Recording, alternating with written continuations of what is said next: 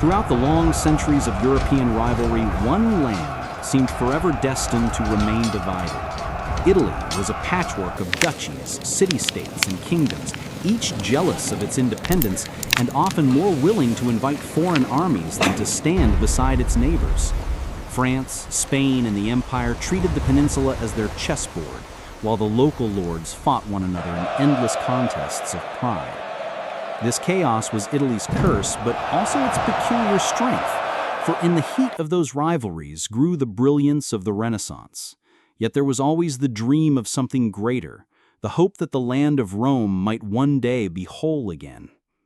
Imagine, then, that the spark of unity had not waited until the late 19th century, but ignited centuries earlier. Picture the year 1454. When much of Europe trembled at the might of the Ottomans and the fall of Constantinople still echoed like thunder. The Italian states, fearful of invasion, gathered in Venice to sign a fragile peace. Each promised to respect borders and avoid secret alliances. Yet in our reimagining, this treaty does not wither away. Instead, it becomes the seed of a grander design. The leaders of Florence, Venice, Milan, Genoa, and the Papal States looked upon one another with suspicion, but also with necessity. They all feared the same shadow stretching from the east. Ottoman ships threatened the trading routes Venice depended on. Genoa feared for its colonies. Florence dreaded a collapse of banking revenues.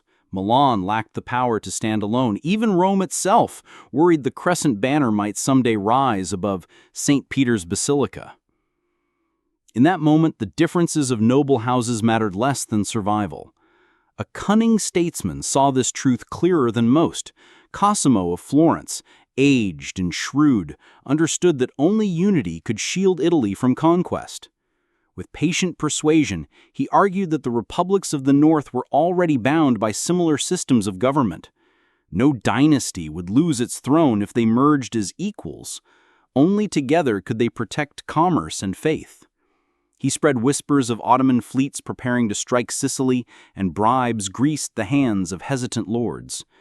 Slowly, the impossible began to appear merely unlikely. At last, in the summer of that year, the delegates reconvened in Ravenna, a city rich in Roman memory, yet held by none of the major powers. This neutrality soothed jealous hearts. Here, the treaty was rewritten. No longer a simple pact, but the founding charter of a new order. The Republic of Italy was declared. 5 states pooled their strength into a single Senate, 600 seats drawn from the wealthiest families. Each city retained its pride, but sent voices to Ravenna, where decisions would bind them all. At the head stood 2 consuls, one chosen by the Senate and one being always the Pope. A compromise that gave spiritual weight while preventing papal tyranny. The news spread swiftly across Europe. To the north, emperors scoffed, believing the experiment too fragile. To the west, kings of France wondered if they had lost their foothold in the peninsula. But for Italians, hope stirred for the first time in centuries. They were no longer prey to foreign swords. They were a republic forged from the ruins of division.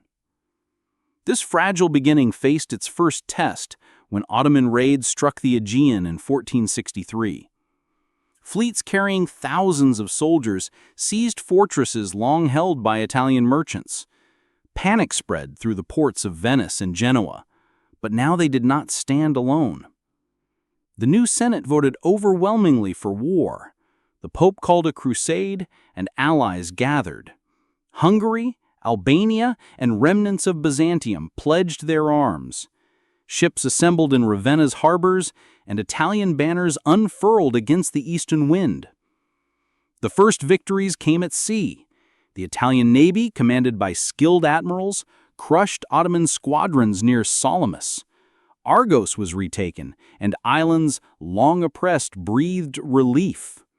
As Crusader armies marched into Greece, the dream of unity was baptized in fire. Italian soldiers from Florence fought beside Venetian sailors. Genoese merchants supplied Florentine bankers, all under the same flag. For the first time, the word Italian meant more than geography. It meant a shared destiny. By the winter of 1464, the campaign pressed deep into the Balkan lands. Cities once thought lost were reclaimed, and cheers echoed in Ravenna's Senate. Yet this triumph drew the full wrath of Sultan Mehmed. His armies, vast and seasoned, marched to crush the upstart republic. The fate of Italy would soon hang upon the courage of its new alliance. When word reached Ravenna that Mehmed was preparing a massive host, there was no illusion of safety. The senators knew that if the Ottoman tide could not be held in the east, then sooner or later it would crash upon their own shores. The Pope thundered from Rome that this was no mere war of territory, but a contest for the soul of Christendom. Meanwhile, Cosimo, though frail and aged, urged patience and unity above all. If the Republic fractured under pressure, it would fall more swiftly than any fortress. By the spring of 1465, armies of the Republic marched across the Adriatic. Led by seasoned generals such as Malatesta and inspired by the crusader zeal of the papacy, they joined Hungarian and Albanian allies in bold strikes. Their banners advanced into Bosnia, where sieges battered Ottoman strongholds. Supplies flowed from Italian ports, where bankers extended credit, and merchants turned their fleets into warships. The Republic had discovered a rhythm of cooperation. Florence counted profits, Venice guarded the seas, Genoa transported soldiers, Rome sanctified the war, and Milan provided steel and blood. The clash came near Thessaly, where Mehmed sent his Grand Vizier with legions to drive back the Italians. The battle stretched across valleys and rivers, and for days the outcome wavered. Yet the Italian navy cut Ottoman supply lines with ruthless precision. Malatesta's forces struck again and again until the vizier's host faltered. By midsummer, the Republic celebrated victory. Churches rang with bells and poets declared Italy the shield of Europe. But triumph carried its burdens as well. Victory drew them deeper into Balkan affairs, and the Senate debated fiercely. Some argued the Republic should secure its new holdings and accept peace. Others insisted the war must continue until Constantinople itself was freed. For centuries, the memory of Rome had haunted Italian hearts. Now that dream appeared within reach. Lorenzo de' Medici, the brilliant son of Cosimo, rose in those debates, and his eloquence lit the chamber. He painted a vision of a Rome reborn, of a Mediterranean no longer threatened by Ottoman sails. His words swayed the hesitant, and the Republic voted to march further east. In 1491, opportunity aligned with ambition. The marriage of Queen Isabella of Castile and King Ferdinand of Aragon reshaped Spain, but also tied it to Italian fortunes. The Pope offered dispensation on the condition that Spain contribute men and money to the crusade. A dowry of soldiers and coin flowed southward, binding Iberia to Ravenna's cause. Even more significantly, Lorenzo himself was betrothed to Joanna, the sister of Ferdinand, sealing a dynastic bond that promised future strength. Thus, while Italy fought on foreign soil, it also secured alliances that would echo for generations. The great gamble came when Allied forces converged on Constantinople in 1471. The city that had fallen to Mehmed now faced the banners of a united Christendom. Italian legions, swelled by Hungarians, Albanians, Spaniards, and Greek rebels, encircled its mighty walls. Cannon thundered and ships blockaded the straits. Inside, discontent brewed among the Greek populace, weary of Ottoman rule. Months of siege dragged into winter, but resolve never faltered. In July of 1472, the gates fell and the crescent banner was torn down. The city of Constantinople returned to Christian hands. The jubilation was immense. In Ravenna, senators wept, and in Florence, artists painted scenes of triumph. The Pope declared it a miracle and crowned the moment with a wedding in the Hagia Sophia itself. Lorenzo and Joanna were wed within its ancient walls, the first Christian marriage in that sanctified space since the Ottoman conquest. Italy stood not only as defender, but liberator. Yet, this victory carried consequences far beyond the city. The collapse of Ottoman authority in Europe spurred neighboring states to seize their share. Hungary expanded south, Albania reclaimed lands, Byzantines restored fragments of their empire. Each claimed reward for blood spilled, but none gained more than Italy. The Republic secured the Peloponnese, islands, and ports across the Aegean. Trade routes once imperiled now poured riches into Florentine banks and Venetian markets. The Republic exulted that Italy had risen from prey to power. Still, challenges brewed. The French monarchy eyed the strengthened Republic with suspicion. The Holy Roman Empire bristled at a rival claiming heritage of Rome. Russia, too, proclaimed itself Third Rome, sowing discord. The world was no longer content to ignore the Italian experiment. What had begun as necessity in the face of Ottoman threat had transformed into a new balance of power. As the 15th century waned, Italy's voice rang louder in councils of Europe. It had money, fleets, armies, and now a capital that claimed the legacy of Caesars. Yet every gain sharpened jealousy, and every triumph sowed seeds of rivalry. For unity once forged must be defended not only against foreign swords, but also against the temptations of ambition and pride. The Republic had passed its first great trial, but storms darker than Ottoman sails were gathering over the horizon. The fall of Constantinople to the Crusader alliance in 1472 had shaken the world, but it was only the beginning of Italy's transformation. The Republic now stood as both shield and sword of Christendom, with wealth flowing through its markets and prestige glowing from its victories. Yet with triumph came envy. The kings of France whispered that Italy had stolen what should have been theirs. The Holy Roman Emperor muttered of usurpation, claiming only his empire could inherit Rome's legacy. Even Russia, now swelling with ambition, called itself the New Rome. Beyond the Alps, suspicion grew like storm clouds. Inside the peninsula, unity held, but it was fragile. The Senate in Ravenna balanced rival voices. Venetian merchants pressed for new fleets. Florentine bankers demanded repayment. Milanese captains sought further campaigns, while the Pope argued for the sanctity of crusade. Lorenzo de' Medici, now rising as consul, proved the figure who could weave these clashing threads. His vision of Italy as a reborn Rome inspired commoners and nobles alike. He argued that division meant death, but unity meant empire. Under his guidance, the Republic expanded carefully but steadily. In 1475, a great treaty was signed, dividing spoils of war. Spain gained footholds in southern Anatolia. Hungary claimed Bulgaria and Serbia. Albania secured its borders. Byzantines restored their crown. Yet Italy reaped more than all others. Ports from Epirus to the Aegean acknowledged Ravenna. Trade flourished, and fleets sailed, laden with grain, silk, and silver. Lorenzo proclaimed that Italy no longer begged favor from kings, it commanded respect. This new wealth funded art, architecture, and learning. Florence sparkled anew. Venice flourished. Milan boomed. The Renaissance now burned brighter than ever, but behind the beauty beat the steady drum of ambition. War soon returned, for the Burgundian succession drew Europe into conflict. France sought allies, and Italy seized the chance. By siding with France against Burgundy, the Republic displayed its reach. Italian armies marched beyond the Alps and shared in the victory. Burgundy's wealth was carved apart, and Italy claimed Savoy as its prize. The Republic now stretched northward, pressing against imperial lands. The emperor fumed, yet lacked strength to challenge them directly. Thus, Europe watched uneasily as the Italian phoenix spread its wings.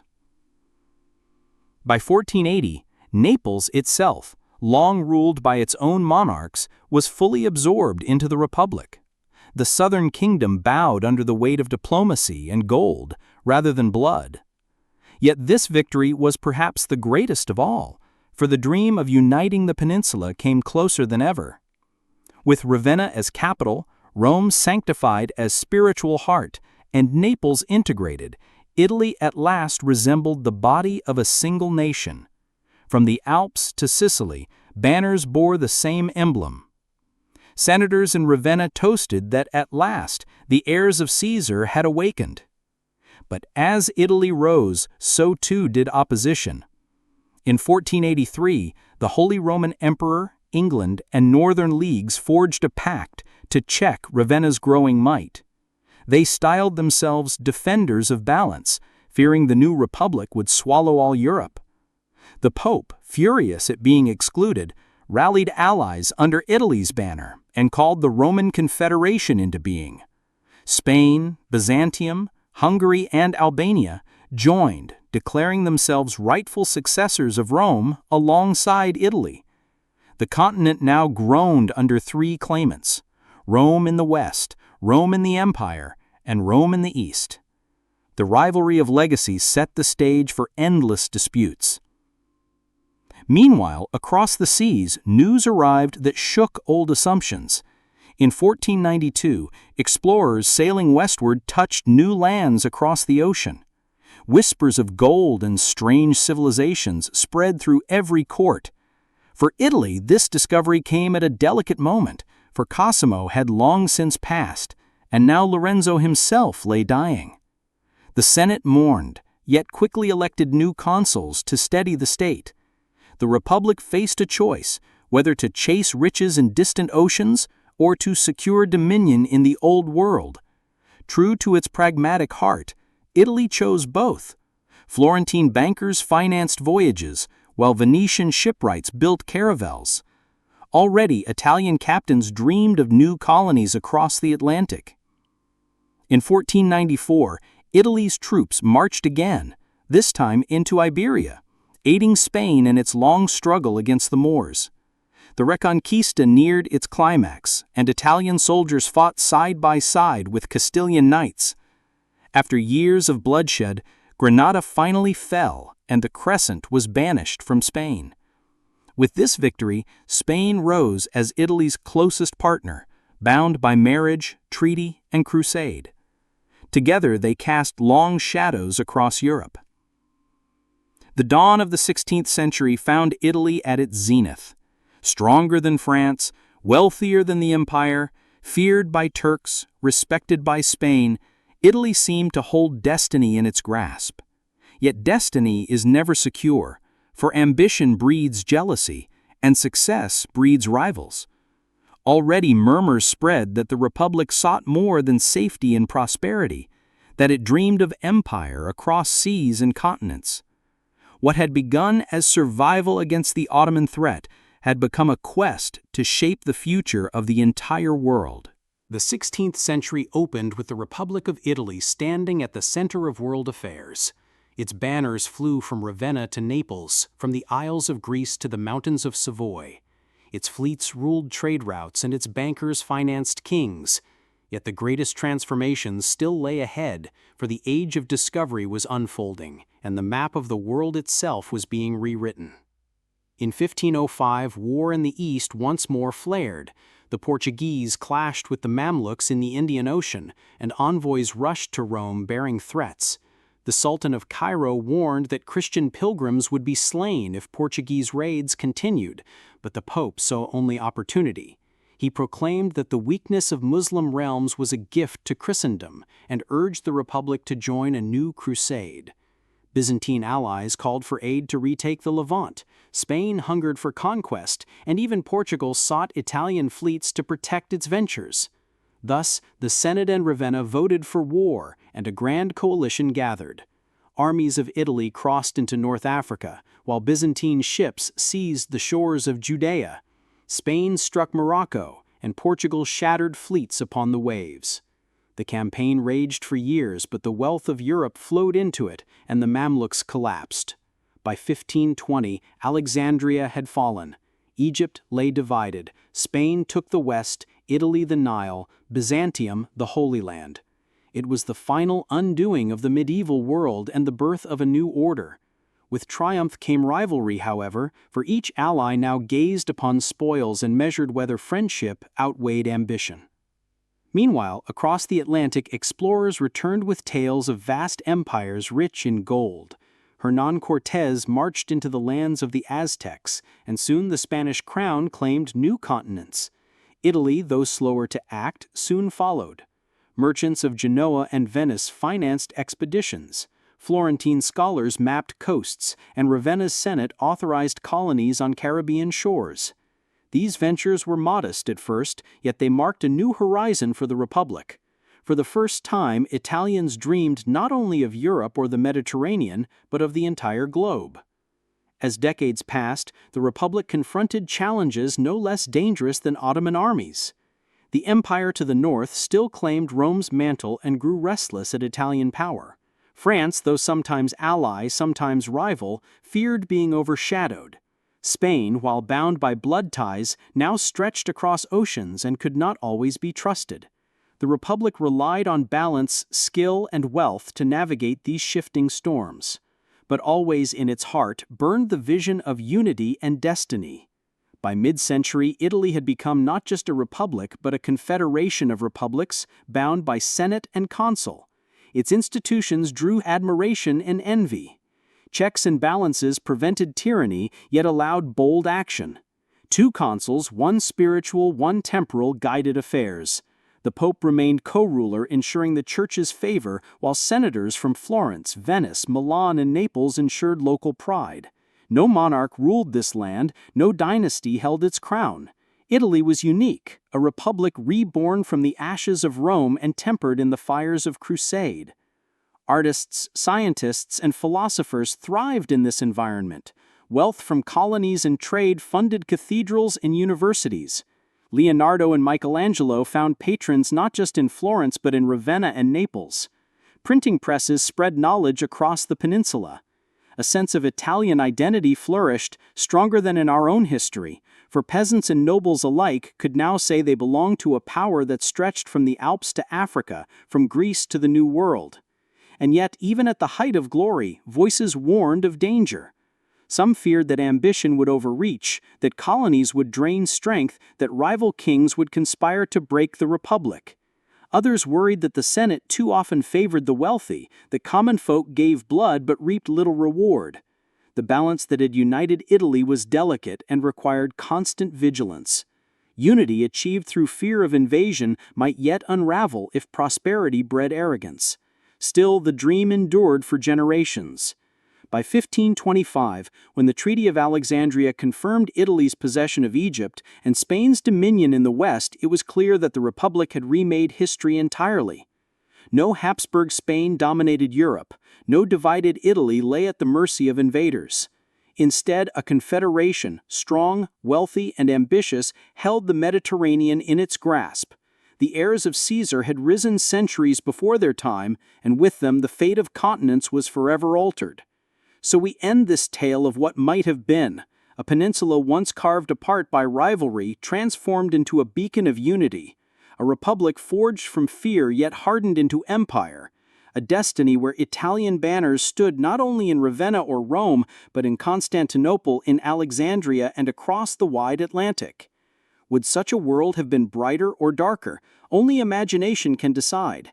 But one truth endures. The dream of unity is as powerful as any army, and the vision of a people bound together can change the course of history itself.